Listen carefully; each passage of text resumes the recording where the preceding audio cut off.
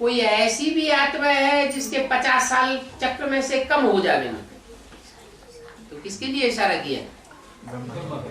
ब्रह्मा के लिए इशारा किया। प्रजापिता के तो 50 साल कम होते नहीं, उसका तो ऑलराउंड पार्ट है, वो तो बाप का पार्ट है। उसे हम कहते हैं अमरनाथ, ना मरता है और ना जन्म लेता है, वो तो बाप हो गया।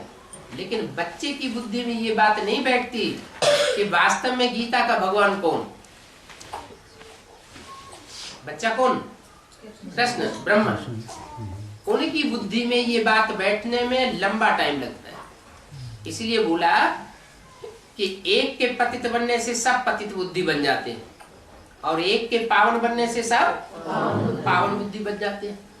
तो पहला पत्ता है सतयुग का, वो पावन बनता है तो सबकी बुद्धि पावन हो जाती है। और एक पहला पत्ता है जब पतित बनता है तो सबकी बुद्धि पतित बन जाती है। तो पावन बुद्धि ब्रह्मा कब बनता है? जब उनका अमर लोक शुरू हुआ। लेकिन वो तो अधूरा ब्राह्मण है। अधूरा ब्राह्मण भी संपन्न तब बने जब उनके शरीर के छूटने से लेकर के 50 साल वो ऐड हो जाए। कौन से सन में शरीर छोड़ा? 68-69 में। 68-69 में 50 साल और ऐड कर दिए। कितने साल आए? 2018 है। 2018 में जाकर के ब्रह्मा की सोल संपन्न बने, संपूर्ण ब्राह्मण। तब बाप भी प्रत्यक्ष हो। तब कहा जाए संवत 1-1-1 नए कल्प की शुरुआत। 2018 के बाद जब बाप की प्रत्यक्षता हो बच्चे के साथ, जो बाप का जन्म सो बच्चे का जन्म माना प्रत्यक्षता। संगम हुई कृष्ण की भी प्रत्यक्षता होती है और बाप की भी प्रत्यक्षता। बेहद के बाप कितने हैं? 2। एक बिंदु बिंदु आत्माओं का बाप और दूसरा मनुष्य सृष्टि का बाप।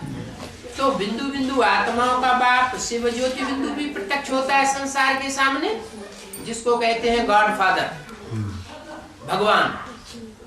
और वो जिस मुकर्रर रथ के द्वारा संसार में प्रत्यक्ष होता है। दुनिया जिसको कहती है सर्वव्यापी है, क्या सर्वव्यापी कहती है। और बाप आकर क्या कहते हैं? मैं सर्वव्यापी नहीं हूं, मैं एक व्यापी ही हूं। तो जिस एक के द्वारा मैं प्रत्यक्ष होता हूं, वो एक मनुष्य सृष्टि का पिता भी प्रत्यक्ष होता है। आदम, एडम, आदिदेव, आदिनाथ, सभी धर्मों में उसकी मान्यता है। तो सारी दुनिया मानती है, जानती है, ये सृष्टि का आदि पिता है साकार में, और ये है निराकार आत्माओं का बाप, और ये है सृष्टि का पहला पत्ता। कौन? ब्रह्मा की सूरत। तो पहला पत्ता पत्ते के रूप में जो जन्म लेता है वो कब लेता है? साकार पत्ते के रूप में 2036 में। 2018 में बाप का प्रत्यक्षता होना ही है। बाप की प्रत्यक्षता ही वास्तव में शिव जयंती है। अभी जो शिव जयंती मनाते हैं वो गलत मनाते हैं। कोई जिन्होंने पहले पहले सृष्टि में आए होंगे परम धाम से, उन्हीं को पता चलता है कि मैं इस कुल की आत्मा हूं, इस रंगमंच पर मेरा ये पार्ट है। तो ये दूसरी स्थिति हुई आत्मा के प्रवेश करने की। जो आत्मा ने प्रवेश किया उसको जन्म कहेंगे। गर्भ में 4-5 महीने का बच्चा होता है, बाप बच्चों के द्वारा प्रत्यक्ष हो जाता है। बाप है, पहले अपने को जन संसार के सामने प्रत्यक्ष करेगा कि पहले अपने बच्चों को प्रत्यक्ष करेगा? बच्चों को प्रत्यक्ष करता है। तो शिव बाप के स्पेशल बच्चे तो हैं ही दो, राम और कृष्ण।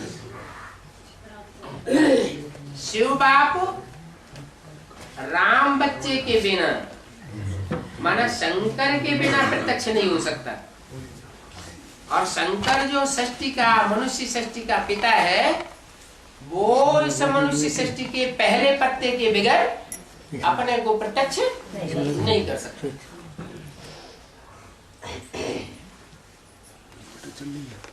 तो कौन सा टाइम है जो बाप भी प्रत्यक्ष होता है, बाप का भी जन्म गाया हुआ है और साथ साथ बच्चे का भी जन्म गाया हुआ है। बाप का जन्म और बच्चे का जन्म इकट्ठा है, ये तो वंडरफुल बात हो गई। क्यों? क्योंकि बाप है निराकार और बच्चा है साकार।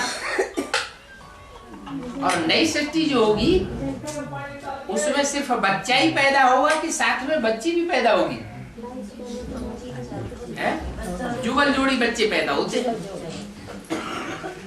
वो जुगल जोड़ी बच्चे पैदा होने की शूटिंग भी, परंपरा भी कौन डालता है? शिव बाप डालते हैं। कहते हैं षष्ठ रूपी रंगमंच पर मैं अकेला प्रत्यक्ष नहीं होता हूँ। षष्ठ रूपी रंगमंच के दो हीरो हीरोइन हैं, राम और कृष्ण। ये दो बच्चे जब प्रत्यक्ष होते हैं तब मेरी भी प्रत्यक्षता हो जाती है।